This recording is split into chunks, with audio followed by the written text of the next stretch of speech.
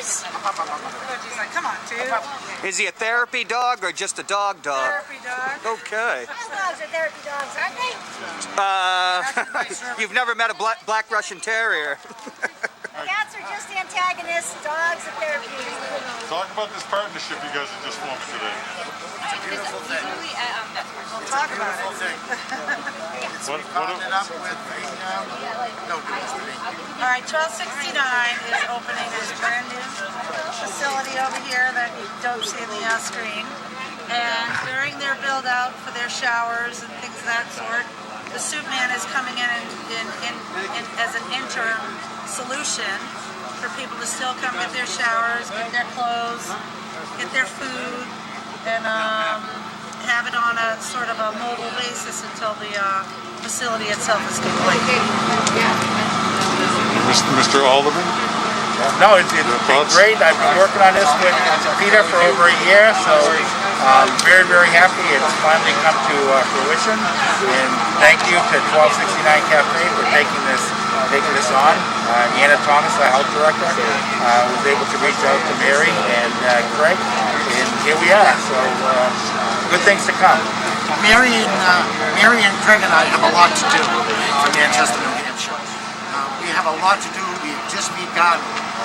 As everyone knows, I do it for the passion of my son that I lost to the streets of Bangor, Maine, to addiction. We all fight battles one way or another. I'm honored.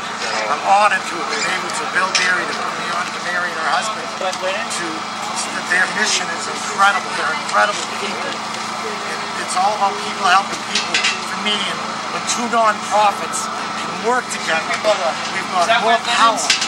We've got more people, more awareness. This is a beautiful, beautiful thing. We have just begun to help Manchester, New Hampshire. I love you both. I love you too. And for us, Bill Berry, I love you too. I mean, for us it's really exciting. We always like when somebody seeks us out and wants to partner, because sometimes we feel like the black sheep, like we're on the outskirts, so it was exciting. It's great to have Alderman Berry and the health department, again, representatives from the city, affirm what we're doing and not say we are the problem, but we're part of the solution.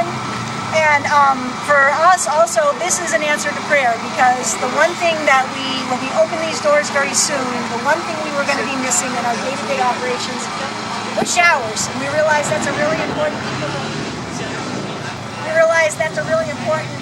service for the people that we serve. So when Peter came along and said, hey, I have this and I can park it in your lot for a while and close the gap until you guys have the funding to build showers, that was astronomical for us, because that would... We will find funding to build those showers. So saith the Soup Man. Let it be so. Trust me. Hi, and welcome to Ward 13. Oh, that's a nice new banner, huh? I designed it myself. And our guests today are Gonzo, who needs no introduction. And on the phone, we have Victoria Antonova of Pebble Beach, who people that have watched the show and Matt Connaughton's show. Oh, there she is. You can't really... I'll have to scoot over so you can see her. Everything's the opposite. Oh, jeez. Victoria, how are you? I'm very well. How are you doing? There we go. I'm doing great. You know, ever since the election, it's like being I'm pulling in my chest now, so I look good. Being validated. But there's no way I can put myself in the frame that we can see you in front of City Hall. I'll try a little later. But maybe we can get a shot with both me and Gonzo so we can see Victoria. There we go. And let me just ask you, what is it like in Pebble Beach? You called me, I think we talked several days ago, and the sky was orange. At twilight, it seemed like twilight at noon. Your dog, the Black Russian Terrier Rousseau, couldn't figure out what was going on. And my friend Steve, a writer I know up in Eugene, was saying the exact same thing. What's it like to be there when California's burning down?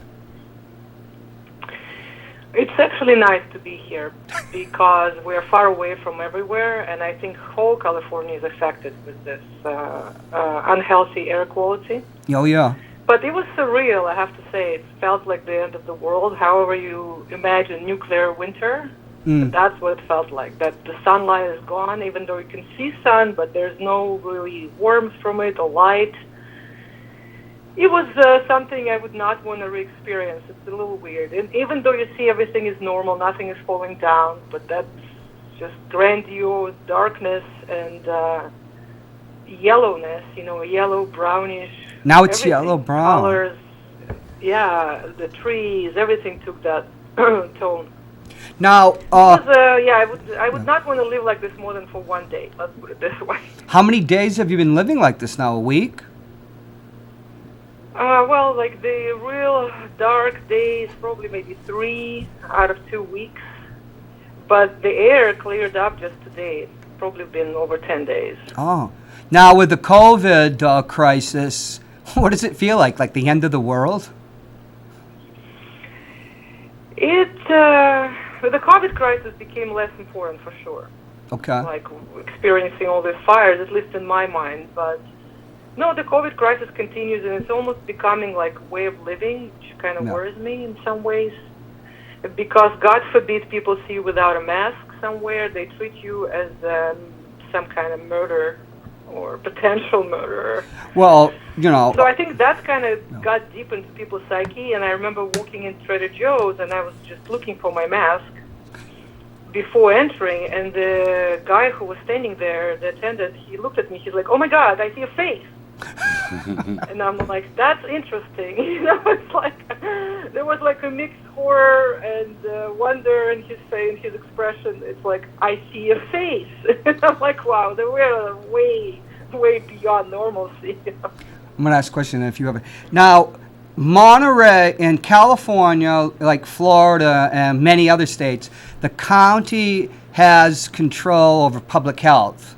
Unlike here in New Hampshire has a weak county government.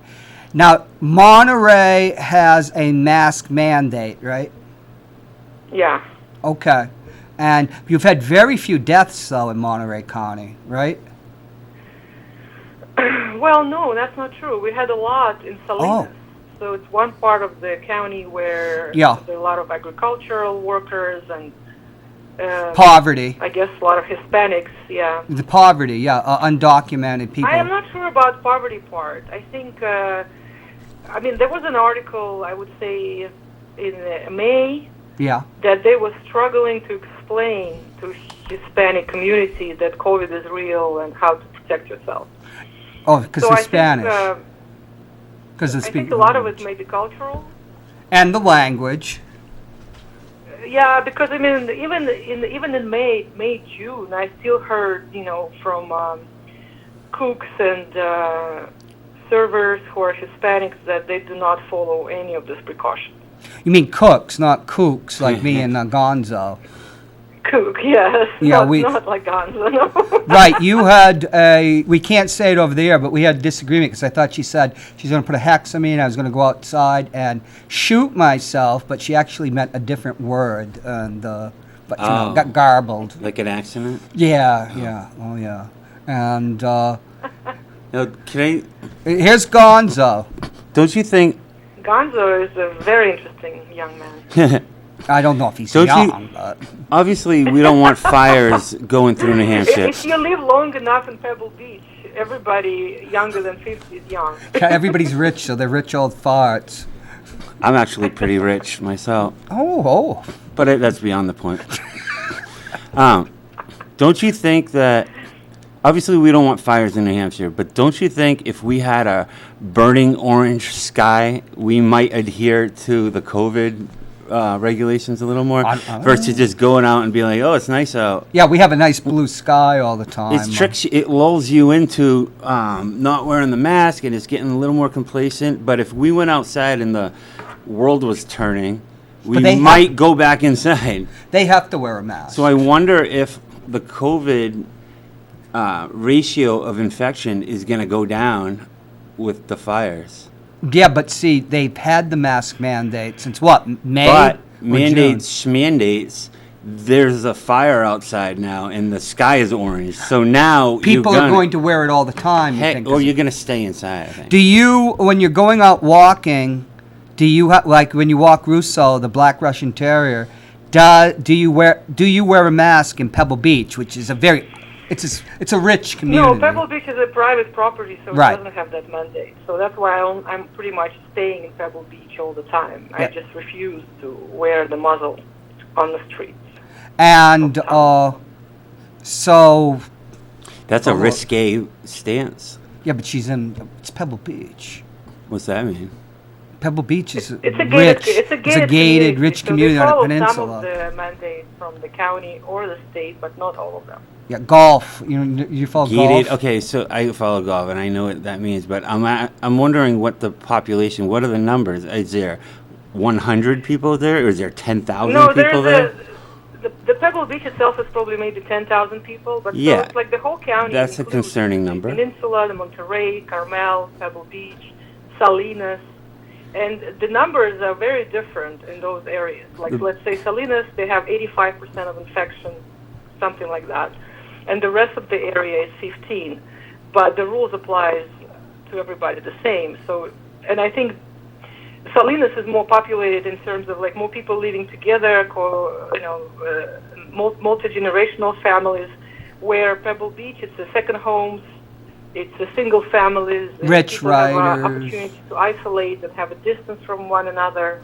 So I think it's actually conditions of the living as well Yeah, that but play a role in so the bottom line is everyone's got their opinion, and when it's a serious issue, you stick to it. You really put your toes into the ground. You don't budge. So like, I'm not budging. You're not gonna budge. That doesn't mean we can't all get along. But it seems like in this issue, it's really torn down the middle. Half the people are adamant and will shame you for not wearing a mask, and half the people just want to fling it like a slingshot off their face. But by the way, the median income is $99,788. But John, I don't see how that matters the rate of infection, though. Of course it does, because when these people are better off. They live in houses. They have yards. A lot of people in California don't have yards because land I is suppose so. that makes sense. And they live single-family homes. When I lived near in the barrio, when I got out of the army in San Mateo, a lot of people would live in a small house, it'd be multi-generational, and they weren't necessarily even related to each other. It's just, But it that's seems how you like like to do. Victoria isn't just staying in her big house. I have a feeling you're still socializing. You don't want to wear your mask while doing it, right? I mean, it's not like you're in a group or you're in a book club or whatever you're doing, for fun. No, I wear a mask when it's necessary. Like if I need to go shop, where other people. It's almost kind of became a habit, yeah. A sign of being polite. Yes, it is. That's the thing. Well, that's cool. Because honestly, the way people use masks, there's no way they're protecting themselves or other people. I mean, people reuse masks, people touch Yes. everywhere. Yeah. Masks don't close their mouths tightly.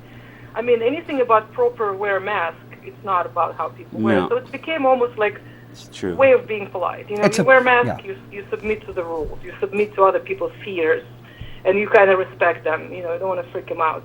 But let me tell you, walking in mask in town when it's like 25 degrees, I don't know how people do it. I mean, I know a lot of people cheat. They leave the opening somewhere. But again, if you're cheating like this, you're not doing anything for potential virus prevention.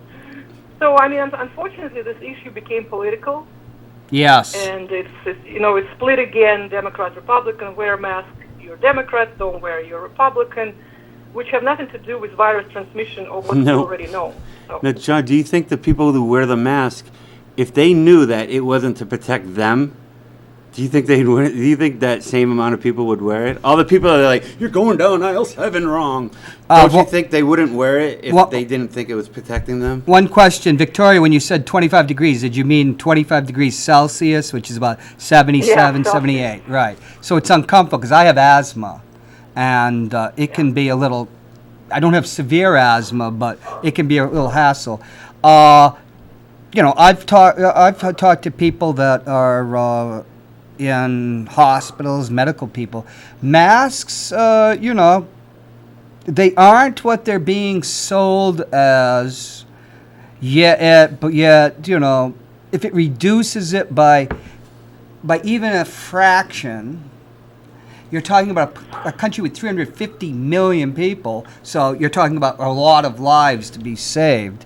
But Victoria's right. We live in a country that can't even bake a factory that can make a simple fiber mask, which is astounding for somebody like me that grew up in the 60s when this was a manufacturing powerhouse. Money, everything is money. But see, the thing is, it's part of a social compact, and it's also part of social control in the sense that, it becomes part of the mores of a community.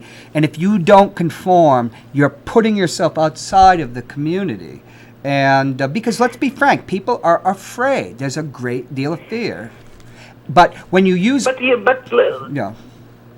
Let me interject. I'm going to just say that the mask issue almost like shifted attention from the main issue that we don't have health care. And as we know so far, the COVID-19 especially detrimental and deadly for people with, high blood pressure, diabetes. And high blood pressure can be actually controlled if you have access to a doctor or even physician.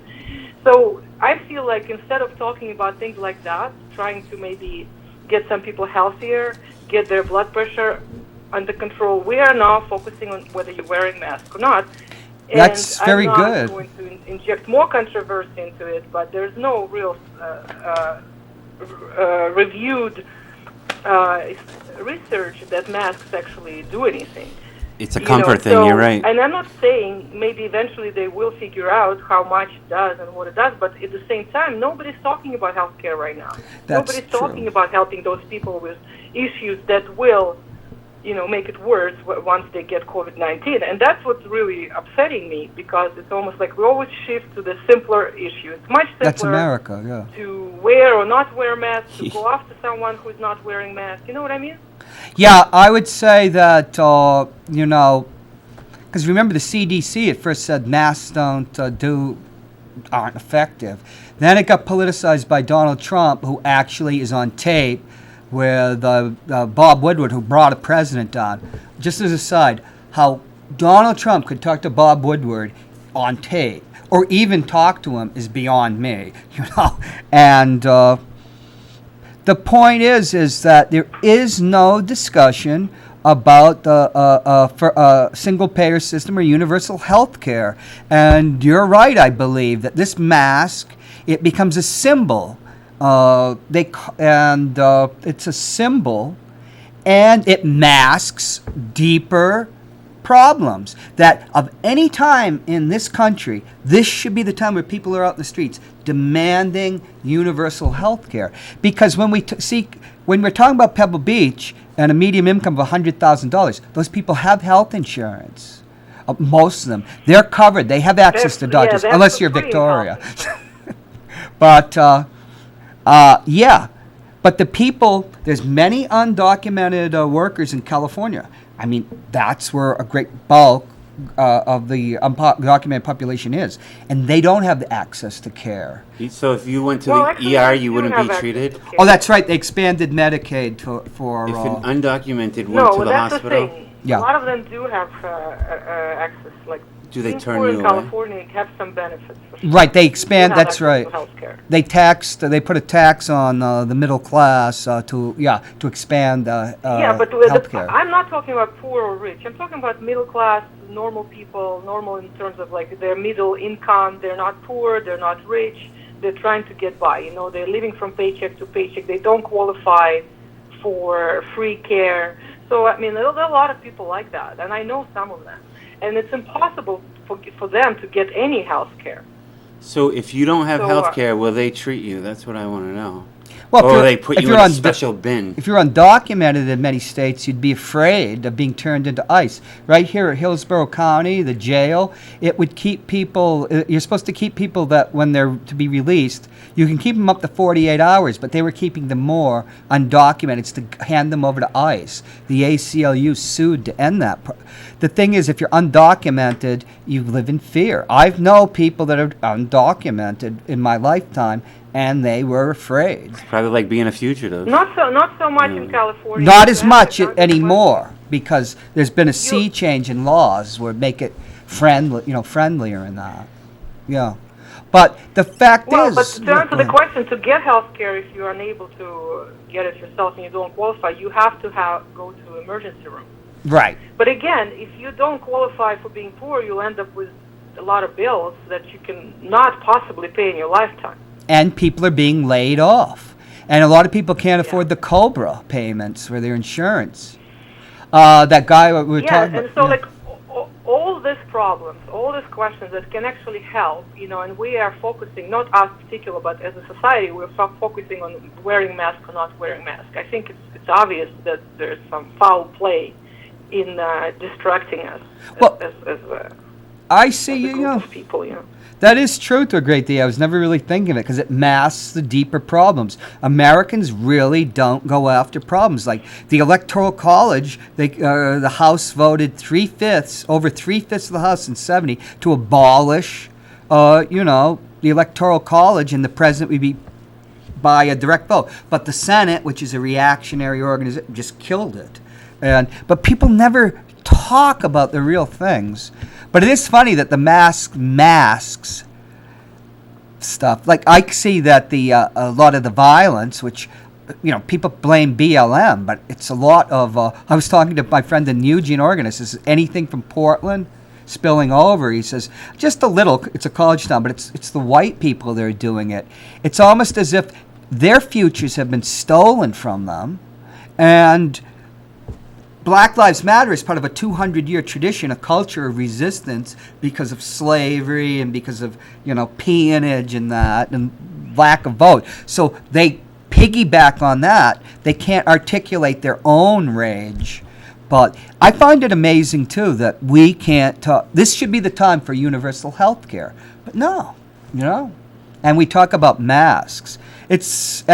Trump, who knows better. He made it look, if you're not wearing a mask, you're for me. I mean, Dude, that's type of manipulation.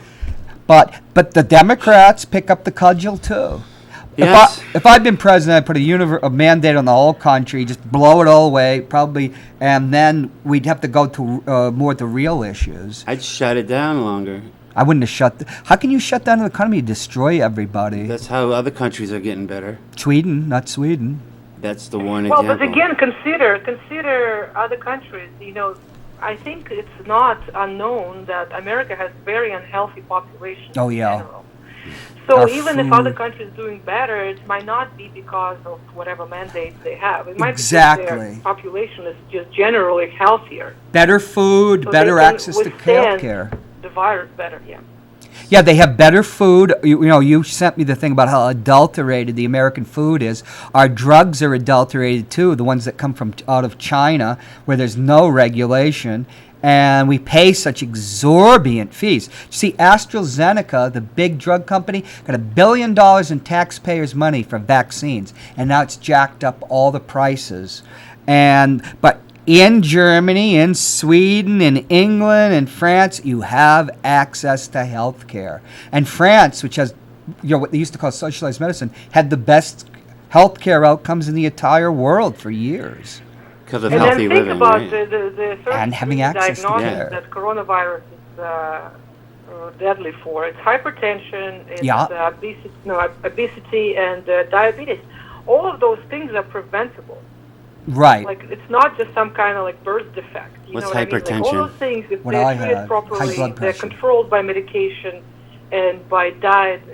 It's not a big deal. Yeah, and But right. you know, And Cadillac Mary LeMay, she couldn't afford her insulin because they jacked the price up. That do you remember that? Yeah. Here's this wonderful senior citizen. We all love as part of the community. She couldn't. Can you imagine not after all the taxes she must have paid in life. She couldn't afford insulin. And of course, having diabetes puts her at risk. Or the EpiPen guy. I have EpiPens. They cost $600. Yeah, and it was like 40. Yeah, it was 40, went to 600. You know, that's very good, Victoria. You know, it's you should. I keep trying to tell you, this woman's a very wonderful writer. She was a wonderful writer. It only took her a year to be able to write in English when I knew her. You need to write at your own column, kid. She's beautiful. She's smart. Perfect. Right. Except she Thank you doesn't wear very her much. mask. Put your mask on. No, she wears masks, but she thinks, you know, Pebble Beach wearing a mask. There's hardly, when you go walking, the only thing you're going to see are deer. These tiny deer, mule deer. In Bernie, Weekend at Bernie's type of place. Yeah, it's a rich BIT place. It's very nice. I wouldn't mind living there. But any other comments you have? Because we have Elizabeth Ropp coming on, who you've heard of much about, I'm sure, from me. Yeah. But- No, I'm okay now. I think I expressed. Thank you for giving me some time to express that. Yeah, but what you're saying, there's a great deal of validity, and I'm sure masks, to a certain degree, lower it by a Wait a certain minute. The percent. mask is a mask.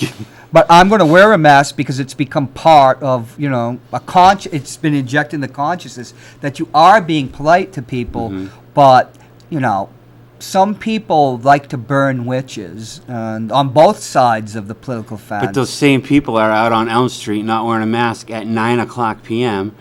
are not like. But that's because, you know, your friend John Sununu, the governor, should have made a mask mandate, but he didn't. He did call me and tell me he appreciates the support. Well, you were totally wrong, and we're going to have Dan Feltz come in and give you a good hiding. We're having lunch If at his mountain resort. So now you're just, well, we take can't, we're going to get into the obscenity. You buy my vote. He can buy mine, too. I have a high price, though, $99,978. Well, Vika, take care. Hope to have you back on the show again. I'd like to do a Black Russian Terrier show with you. But Will do. And I think that we should get a GoFundMe campaign to bring you out here so you can campaign for me. Because I thought she was upper crust. well, you know, I'm a Whittemore. You should fly John out. Is what you should do. I'm related to, you know, the future King of England. So, you know, that gives me a certain, what can you say? And Antonova, that meant she was part of the old Romanov nobility. But you couldn't say that in your old days, could you, Victoria, in your home country? Okay, guys. Good to be with Yes. you. Take care. That's Okay, great. we went down the BS path. Great S. Okay. She knows you. Okay. Hey, Huh? that's what makes it fun. Okay. She knows you, Take huh? care. She's like, She's okay. known me for a long All time. right, John. Now That's why she's not Mrs. John how do we get on Hopwood. Elizabethan times? Hey, we had on a thing from the Soup Man. And here's a Soup Man hat because our friend Gonzo is very into helping the homeless. I love the the snap Soup hat. Man who knows Bill Bradley. I'm thinking about Bill the New Berry. Jersey Senator. Thinking of the Knicks, the old Knicks. Bill Berry. He has these portable showers, and he brought them over to St. Casimir School, where they are. What is it? Is it the 619 Cafe? I'm dyslexic. They have been working out of the Manchester Police Department, helping feed and giving helping homeless people. And now they're taking over St. Casimir School. They're going to create a shelter with 32 beds, and you know, to help people, give them a hand up. Cool. Motivated people that will want to get out of that, because homelessness is going to be increasing, I think. I've been on the ground level of the homeless situation. Yeah. Just doing my mural out on Elm, and so I work into the morning, and I see the transition about 7, 8 o'clock. I call it the drug hour. That's Can when you talk to the everybody's camera? walking. I'm going to go look for Elizabeth. That's when everyone. Oh, there she is. Wait, That's when we'll everyone's bring you walking on. around. Okay, why don't we? What we're going to do? Why don't you run the Elizabeth video, Brendan, and then we'll rearrange, and then we can talk about the homeless before we talk about acupuncture, and then we're going to put on our masks.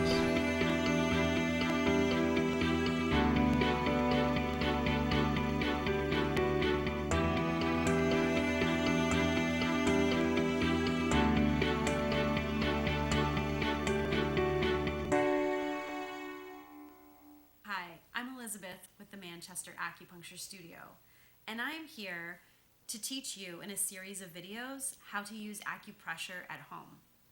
You will learn simple methods to address common conditions like headaches, sinus congestion, shoulder pain, indigestion, and more. These acupressure videos are intended to be supplemental care, not as a replacement for medical treatment. But by using the tools I'm sharing with you, I hope you will feel more empowered to take charge of your health. Acupressure, like acupuncture, involves stimulating points on our bodies to help us feel better. I started making these videos in weekly installments at the start of stay-at-home emergency orders. Manchester Acupuncture Studio, like other businesses, had to close temporarily as a precautionary measure to slow the spread of COVID-19. You might notice I'm wearing my pajamas, like many other people who are working from home. As a community acupuncturist, I take a casual approach to working with patients. If you would like to learn more about acupuncture, please go to our website, manchesteracupuncturestudio.org, to find a free online version of our ebook, Why Did You Put That Needle There?, written by Executive Director Andy Wegman. If you're joining me from Channel 23, Manchester Community Television, you can find all of these videos on Manchester Acupuncture Studio's YouTube channel. I did this work in collaboration with my husband, Eric. He's the man behind the camera. Hello. And with my colleague, Andy Wegman, and several patients of the Manchester Acupuncture Studio who requested topics covered by these videos. I'd also like to extend thanks to my friend John Hopwood for putting these videos on local television. So please stick around and follow along at home.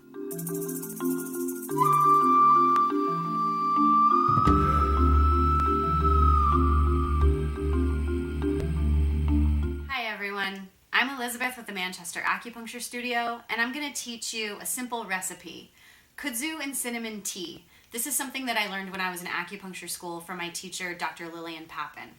So kudzu starch is good for reducing a fever. It balances blood sugar, it eases neck and shoulder tension and headaches, and studies show that it can reduce cravings for alcohol consumption. We've got cinnamon because cinnamon prevents the onset of a cold. It reduces phlegm in the chest, it balances blood sugar, and it's really great for arthritic pain, especially pain that gets worse in cold, damp weather. So what we're going to need for this recipe is a tablespoon of the kudzu powder, starch dissolved in water, and we're going to need a few dashes of cinnamon powder, and we're going to add that to a cup of apple juice. So I've had this apple juice warming on the stove. I'm going to go ahead and add a couple dashes, and I'm going to give this kudzu starch a really good stir. You don't want to add it straight to the warm apple juice because it'll turn into a ball of dough if you just add it straight. So I'm going to go ahead and pour this in. And I'm going to keep stirring it because we want the juice to thicken and not get clumpy. And because kudzu is a starch, it's great to use for sauces, gravies, anywhere that you would replace cornstarch. And that's a good way to get more therapeutic benefit from your recipes. And once the tea or the remedy is warm enough, we can go ahead and pour it into our mug. And we can enjoy. And Dr. Lillian would always end her classes and her seminars quoting Hippocrates, "Let food be thy medicine, let medicine be thy food." Thanks for joining me for a special COVID-19 blog edition. We miss all of you, and we hope to see you again and in good health.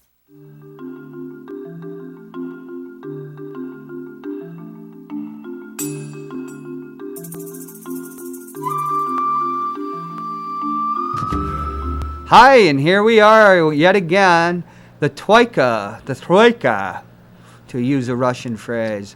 Elizabeth Ropp is here, and she's going to talk about acupuncture and acupressure. But first, I would like to turn it over to Gonzo, because you were bringing something up about the homeless. I was just saying, you can tell when 7 or 8 o'clock comes because that's when they're all in a frenzy to get $15 together so they can get high real quick. Really? And that's the focus. And you can see the urgency running around, and you hear arguments, and they're just waking up and they don't feel good. And it's like, it's kind of sad to just sit there and watch it all happen around you. And then, and then you see the same guy who was agitated an hour later, just skippity-doo-dah, dippity-day down the street. He might not have $1, but he's high. And it's like, it's getting to the point where I don't even need a clock. I can tell you what time it is, because that's when they all come out and, hey man, you got a cigarette? Hey man, and it's sad to watch. But. Hi, welcome to Ward 13. Hey, it's EDG. Hey, what's up, Easy? What's up, Eric? Who are those masked people on television? That's Elizabeth Ropp, who is the registered I probate. know who it is. Are you going to be on Matt's show today? When I come on the show next week, make an appearance. Do you want to come on my show? Yeah. Yeah, sure. I've done it for a while. We're going to have Willis Griffith and Jim O'Connell, probably. We're going to be talking about... Jim O'Connell will be here. Yes, $15, the $15 minimum wage. Sure, I'll talk to you later. You're going to be on Matt's show today. Bye-bye. I'm going to be on a remote. I'm doing it from my house. Okay, that's great. And I think, Gonzo, you're going to be on Matt's, right? Well, now that Eric won't be in studio, I'll probably go in, yeah. Oh, okay. And... And yeah, sure. I'll talk to you later. But glad we have you back. Just send me a message. I send you a message on your private message Facebook. Okay, glad to have you back, Eric. Eric, did you have a question? No, take care. Thank you very much. Have a great show. And to the audience, thank you, audience. Elizabeth Ropp and myself are going to be on Norm's show, and I guess you're going to acupuncture me, which you've done before. Yeah. And but. I just one more question about the homeless. Maybe Elizabeth wants to ask something, but do you think that, because in my life of the homeless, there are homeless people that are economically homeless that aren't necessarily drug dealers and stuff. Like in places like California where the economy goes bad and it's so expensive to live. This might not sound right, but I have not met one that isn't on alcohol or drugs. Right, and when maybe I'm just being say it obtuse, honestly. but in my experience, the ones that are active anyway, the ones that are mingling with me are looking for a natty daddy or a needle or something to get up. And it isn't all of them, but it's all of them. In 2014 and 15, I tried to go out homeless veterans, but there you are, and you see this huge 2-ounce bag of marijuana. Not that I know what an ounce of marijuana was, or let alone 2. Maybe from my college days, right? But yeah, and that really set me off because it was off-putting because I didn't know how to handle that. Well, think about it. How are they gonna ever get back on their feet if they have a $50, $60 a day habit? So they are getting that. Somehow they're getting that money together. Stealing, crime. They're doing it though. Now imagine it would take a week to get $300 together, and then 2 weeks to get $6, and then you could get, but that's something we should about because the motivation is probably not the same if you're not. Well, I think there's a lot to unpack there. I would probably say that many people who are homeless in Manchester have some form of a mental illness. Yes. And we don't have a lot of services. The entire country just doesn't have really good mental health services. And New Hampshire is very low in the provision of services. Right. I can testify to that as a veteran. Right. And then we also live in a state that we don't even have a minimum wage. We just have the federal minimum wage. Right. And today was veto override day, where the Democrats were not able to override Governor Sununu's vetoes, and raising the minimum wage to $12 an hour was one of them. We were not talking about 15. Donna 12. of Manchester, who's 8 times she's put it in, and then they have to compromise through the keep. Right. It would be $10 from 21 to 22. Then it goes up to 12. Right. And then there's exemptions if you give you have health insurance. Right. But Brendan, can you put up the background of Jeffrey Pendleton? Yeah, this is Jeffrey Pendleton. Right. He died in 2016 in the Valley Street Jail. He was a homeless activist. He got picked up. The police raided an apartment, and they found that he had 2 warrants for like stuff like disturbing the peace or loitering, you know, stuff like that. He was a client of the ACLU. Right. Yeah. And ACLU, panhandling. what is that? The American Panhandling. Civil Liberties Union. The panhandling, he'd get picked up. So they had the 2 warrants for these very minor infractions that homeless people often get nailed with. They take him down. This was the Nashua Police Department. They took him to the department. He had a very small amount of cannabis. So he went to the jail, the Valley Street Jail. And folks, a correctional officer, a jailer, is not the police. Everybody keeps making, well, the police harmed him, or, you know, it's when it's correctional officers from the Valley Street Jail.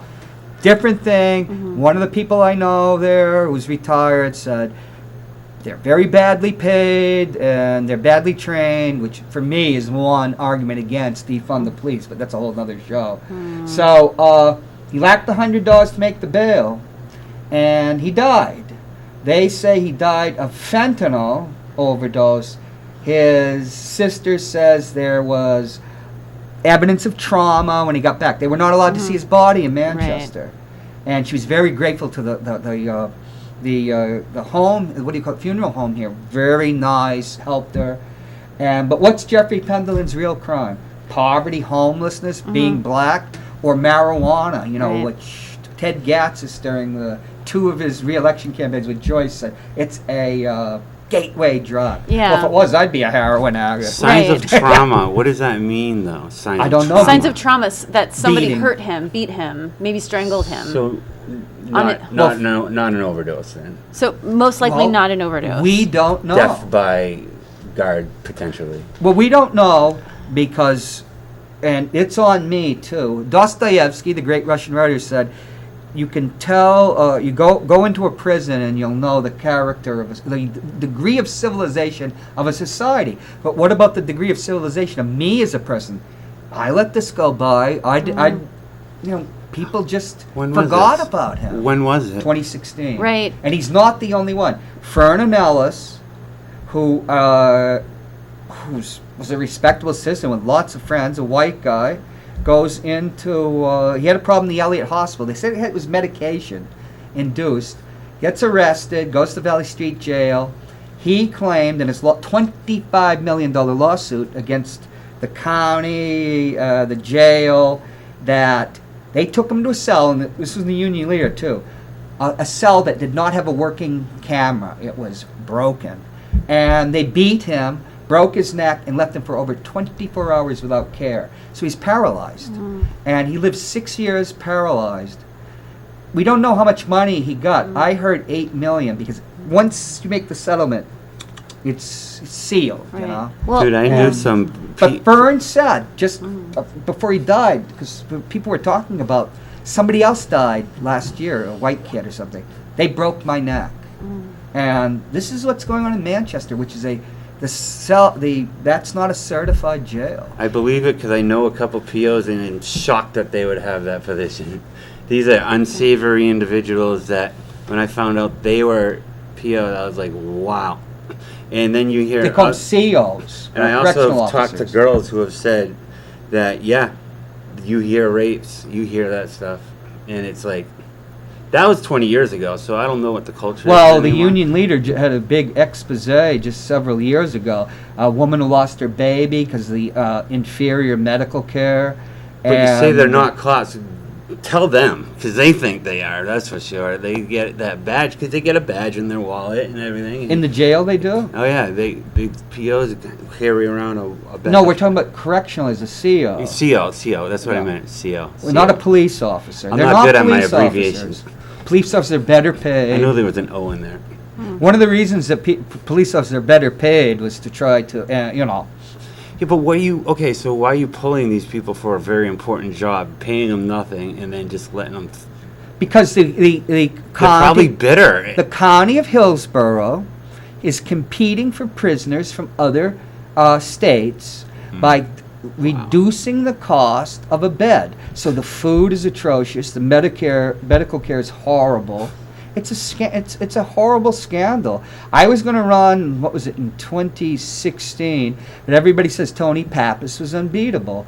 And so I wrote for county treasurer, but my whole platform was about the jail. I was on Joe Lavassa's show. I remember Joe was sitting here. Ed Sapienza, who had been a guard, and I don't think he liked it, being that job very much.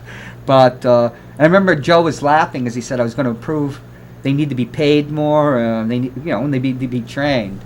And then when they get out, they're going to be unsavory as well because they're bitter. That's a lose-lose situation right now. But it's not certified. The Mark Hayward did an article about the head jailer, left, and he's unapologetic about stuff. He says, "Oh, isn't it much better that they're complaining about food now rather than being, beaten up and stuff?" But and he says, "Oh, we don't need to certify the jail. It saves money." How does it save money when you're paying out all these millions of dollars? Well, there's a municipal pool, but so you take it and you push it over here. Oh, it's and there. budgeted. But the fact is, this is a black 26-year-old black man. Looks like died. a sweet, nice man too. Oh yeah, I liked him. He worked at the Kind Burger eyes. King, and he made $8.25 an hour. After he got divorced in 2013, he became homeless, and it's a very difficult thing. I remember one of the reasons Joel Elber moved to Concord is because the apartments. Him and Shirley, who we all loved. Well, let's not talk about Shirley. She passed, and she was a great friend of mine. I got tears in my eyes right now thinking of her. They had an adequate income, but the apartment price for just a one-bedroom were outrageous. Yeah. So they got a house, and much cheaper. So I was looking for an apartment. Unfortunately, look at the time I was looking at. It's almost impossible, Yeah. And so we're going to talk next week about the 15-hour movement, because I think Jim O'Connell introduced a proposal that all the Manchester School District employees be $15. And that's a $15 an hour movement, not the 15-hour movement. Like we shouldn't be $15 we shouldn't be an hour. fighting for 15-hour work days. Let's just make that distinction. That'd be more of Actually, I think Don Winterton, when he was running for state senate, I think that's what he wanted. He wanted us to all work 15-hour work days. Well, then we're all being employed. He waxed poetically about the kids who worked in the mills about 100 years ago losing their fingers. That's what he wanted. Yeah, my father had to work in a mill. Said it was the worst job he ever had. So Yeah. 15 hours, $15 that an sounds hour. like a lot. Yeah, totally, exactly. The thing they used to work 57 Yeah. and half a Saturday, 10 hours and half Saturday. But the thing is, $15 is going to happen. But Donna Susie, that's a very reasonable thing. 10 and then 12, because every state in New England has at least $10. Yeah. And then again, look at the Manchester School District, Bedford. They pay more for their teachers. $75 a day to be a substitute teacher in Manchester. It's ridiculously nothing. No. Where it's over 100 or something. Right, And yeah. So you're actually competing for people, but that's something, because a $10 or a $12, but your good pal Sununu vetoed that. But we'll give you your lambasting What up, Chris? later. I know you're watching. We'll give you your lambasting. We'll have Dan Feltz come in and tongue lash you. Well, not literally. Nobody's doing that to me. Well, we're going to Keep talk your about tongue in your acupuncture. mouth, Right. Dan. But I guess we're going to have to wait till Norm Yeah, we show. can wait till Norm's show. That's fine. Yeah. And you'll have to acupuncture me to get me. You've cheated. Remember when I was in the PTSD bad, and we went to something. Oh, when the big scandal broke out, you had to treat me for the PTSD. The big Remember scandal. Which big scandal? At the Veterans There's Administration. oh yeah, that's right. Oh, Yeah, when we were over at the VFW hall. Right. Yeah. Yeah. I had my psychologist at Manchester VA was an expert at PTSD. She finds out I have PTSD, and then you do 12 weeks, and it's like opening the gate of hell. It's like and then they cut her hours in half and stuck her in another job because, as it turned out, as that scandal which went nationwide, they were trying to get all the psychologists that made over $100,000 to quit. So It's they could hard to build rapport with someone like that too, and then pull them away. That's not really it really screwed up. conducive to veterans. Well, that was the VA under Frank. Frank Ginto was there. Carol Shea Porter did a great job protecting the vets, and Chris Pappas is doing a great job. this guy Mowers or Mowers, is he named like a lawnmower? Mowers, I think. Oh, lawnmower. Okay, the lawnmower was saying Chris Pappas is out of touch. Out of touch with what, who? He's up there at the VA. It means a lot to the veterans to actually see the congressman up there. He's been up there so many times. Yeah. And because the VA, which of course under Trump, you have a Republican administration, but the senior VA officials generally are, career. And they came and they told us one of the reasons they picked New Hampshire to be the spearhead of, the reforms is because of the delegation, which were all Democrats. And because they're so in touch. Because the congressman in the district the VA's in is always the point man and the lead person. Whether it's Carol Shea Porter, and I'll use the word man in the German sense, gender neutral. Yeah, she did a great job. And then Frank Ginta came back and everything went to hell. But you'll have to treat me for PTSD next. Well, we got about 4 minutes. Has anyone seen Frank Ginta? The last time I saw Frank Ginta was actually at the Hooksett Cinemagic when I went to go see the Black Panther movie when it was in the theater. So how long ago was that? Year? So he It was doesn't. like 2 years, 3 years ago. You were surprised to see him. Yeah, but I've heard he's often at that movie theater, and my friend Keith Urjo was telling us this great story. His friend goes to see Star Wars at the Hooksett Cinemagic, and it's one of the newer ones, and he's coming out of the movie as Frank Ginta's coming in, and he says, Darth Vader dies. And there's Frank Ginta with his popcorn and his soda, and he's just crushed because someone just spoiled the movie for him. I thought he died in the movies when I was like 21 years old. Oh, no, it was Han Solo. Han Solo gets killed, and he just cries. Hey, I haven't seen it.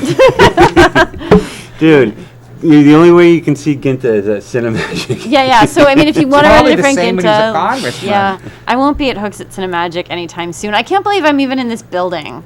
I'm only here because of you, Hopwood. You've never called me Hopwood before. Are you nervous to be out? I'm nervous to be inside of a building that's not my job, but I go to my job every day. I wear masks. You do, right? The patients wear masks, so I'm like, all right, I'll do this thing. Well, that's how we'll end it. Talk about masks and how important they are, because we had she could be working for God knows what, the KGB, the GRU. Right. Complaining about having to wear a mask in Pebble Beach, California. Right. So, tell us why you wear a mask and want to, and why we're wearing one now, out of respect for you. So we actually were closed for 4 months, from March until... You are until a healthcare professional. I'm a healthcare professional. I'm a licensed acupuncturist, and I work at the Manchester Acupuncture Studio. We reopened in July. We were closed from mid-March all the way till July 6th. And we've reopened, and things are different. Everyone wears I wear a mask. Patients wear a mask. I screen people when they come to the front door. I take their temperatures, and we have to ask a set of questions. And sometimes people will pull their masks down below their nose, and I have to come back over and just say, "Hey, your mask just came down below your nose." Everybody does it, even militant, right? Even militant mask wearers. All of a sudden, it comes and we've down. distanced the chairs out further. We actually had 20 recliners in the clinic where we would treat people, and we turned about half of them around and pushed them against the wall. So there's 11 of them now, and so everyone's far apart from each other, and we wipe everything down constantly, and we're keeping everything clean. But the phone is ringing off the hook for new patients making appointments, and our schedule is not what it used to be. We used to be open all day from 9 until 7 during the week and 9 until 4 on the weekends. And right now we've been really slowly reopening over the last few weeks, just because we didn't know what to expect. We're in this whole new world. Which is smart. Yeah. And so whenever a patient uses a pen to write a check or sign a credit card receipt, we have a container, put it in there so I can wipe it down with a Clorox wipe before it gets reused again. And people forget, and they hand it back to me. And I said to someone, there's a lot to get used to, and we have all the time in the world to get used to it, because we're going to be in this situation for a really long time. Oh yeah, the flu's is arriving, and it's supposed to be far worse, and COVID too. Please get your flu shots. I just got my flu shot last week. I get COVID tested every week, and so I after work on Tuesday afternoons, I head over to Bedford. I go to Convenient MD, and I get my COVID test. Yesterday, I stopped at the Dunkin' Donuts in Bedford, and who was driving in? I was supposed to ask you that question. Yeah, ask me that question. Who did you see in Guess Bedford? Who I saw in Bedford yesterday? And I bet he wasn't driving He wasn't driving a Cadillac. Close. He was driving a Mercedes. I ran into Pearl, Ted Gattis. A pearl Yeah. colored Mercedes? I think so. So I drive a tiny little Ted smart Gattis? car. Yeah. I wouldn't think he would Yeah. lower himself to Dunkin' Donuts. But, oh, no. But it was in Bedford, so that made it probably. And Dick Anagnos yeah. probably owns it. Don't be mean. So, yeah. Take the high road. Well, Bedford is part of my kingdom because I am the queen of Hillsborough County. So I just wanted to go to the Dunkin' Donuts in the Flaming Bedford, queen? the Bedford part of my queendom. Flaming Red Queen. Right.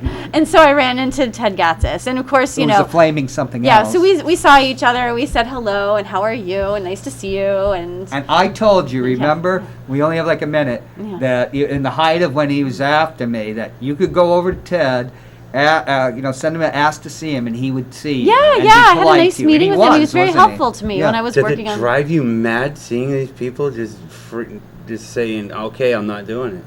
Like, did Ted it drive wasn't you wearing a crazy? mask? Well, he was in his car, being and I was someone in who my likes car, your- so it didn't matter. I didn't have my mask on because I was in my own car, and he was in his own car. I just saw his car, and I saw him, and I waved. And It's number 3, it says, or number 4. no, I think it's number 4. Number Yeah, 4, yeah. right. Like, Yeah. if you're wiping pens down, you must be going crazy when you see people not doing anything. Well, Okay, I mean, it's time to wrap up and yeah, shut exactly. Yes, it the drives you mad. When Okay. people wear their masks across their noses, it's We're like wrapping up. Okay. Gonzo, would you like to say goodbye for the whole crew? To quote Easy Hi. G, bye-bye. Bye, folks. Norm's here. It's time Norm's for us to here. wipe The new down norm. the- yeah. Take care. See you next week.